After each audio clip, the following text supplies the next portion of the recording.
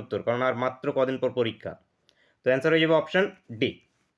Next, Chhau নৃত্যের প্রধান বৈশিষ্ট্য কী? ছৌ নৃত্যের প্রধান বৈশিষ্ট্য কী হয়ে যাবে এখানে?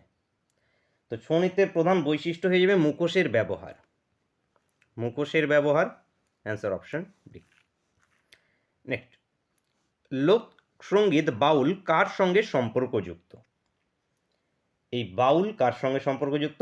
ভক্তি সাধনার সঙ্গে সম্পর্কযুক্ত। ভক্তি সাধনা, অ্যান্সার অপশন সি। নেক্সট, বাউল সঙ্গীতের প্রধান বাদ্যযন্ত্র কোনটি? একতারা বাউল সঙ্গীতের প্রধান বাদ্যযন্ত্র। একতারা, অপশন সি। রবীন্দ্র সঙ্গীতের স্রষ্টাকে?